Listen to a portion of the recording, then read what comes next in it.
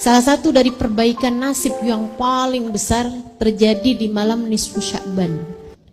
Nanti ini Allah bilang dalam Al-Quran, A'udzubillahi minasyaitonirrajim, yamhullahu ma yasha'u wa yuthbit wa indahu ummul kitab.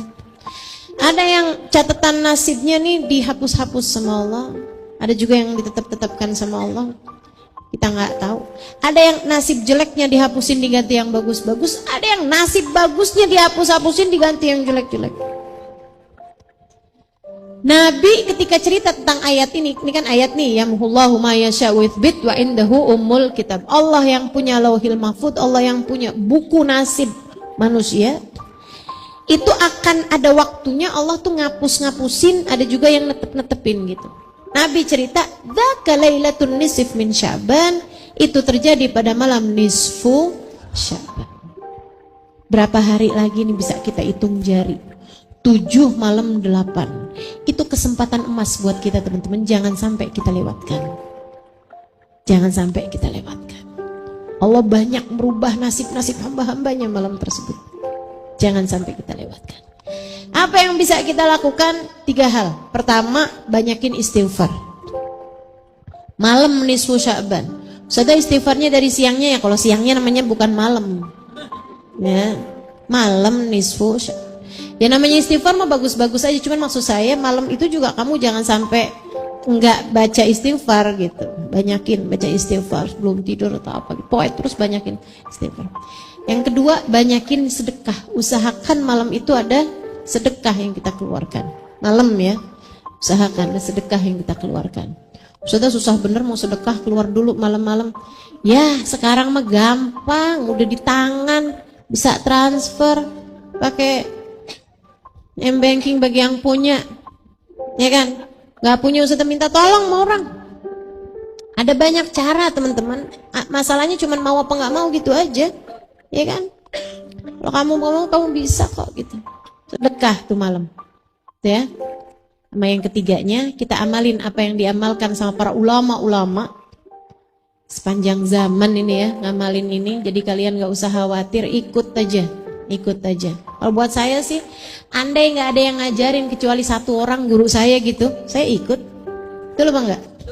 Apalagi ini dilakukan sama ulama-ulama sepanjang zaman. Saya mondok banyak tempat teman-teman, semuanya ngajarin yang sama. Malam nisfu Sya'ban baca Yasin 3 kali.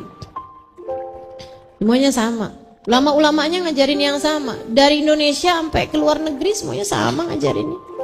Habib Zain di Madinah ngajarin yang sama. Habib Umar di Hadramut ngajarin yang sama. Jadi saya ikut aja lah apa yang sudah diajarkan sama para kekasih-kasih Allah ini, para ulama-ulama Allah ini. Sehingga sekalian yang saya muliakan, ngajarin kepada kita baca Yasin 3 kali dengan niatan yang berbeda-beda setiap Yasinnya. Bacanya habis maghrib atau habis isya, pokoknya malam lah ya. Malam kan hitungannya dari masuk maghrib tuh.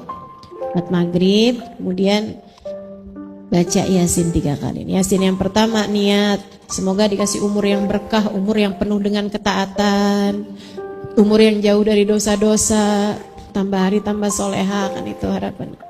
Kemudian yang kedua minta rizki zahir batin teman-teman. Rizki zahir minta yang halalan, thayyiban, mubarakan. Rizki zahir tuh rizki yang bisa dibeli pakai duit, dah gampangannya gitu. Rizki zahir tuh rizki yang bisa dibeli pakai duit, makanan, tempat tinggal, pakaian, ya kan?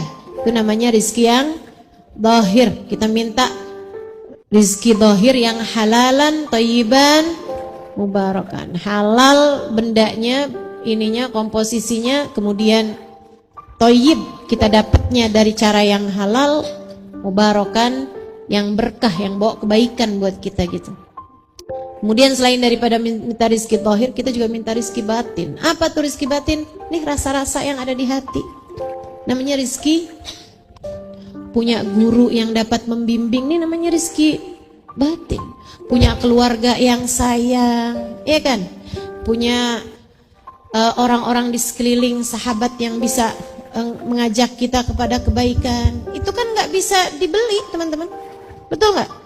Ya, yang nggak bisa kebeli pakai duit itu namanya rizki batin. Harus lebih banyak kamu minta pada Allah Subhanahu Wa Taala. Kemudian yang ketiganya, kita minta nih yang paling penting. Kita minta husnul, biar di akhirat disenengin sama Allah Subhanahu wa taala. Diselamatin sama Allah Subhanahu wa taala. Dibahagiain sama Allah Subhanahu wa taala. Dikumpulin dengan orang-orang saleh insyaallah. Dikumpulkan dengan manusia paling saleh insyaallah. Baginda kita Nabi besar Muhammad sallallahu alaihi wa ala alihi wa sahbihi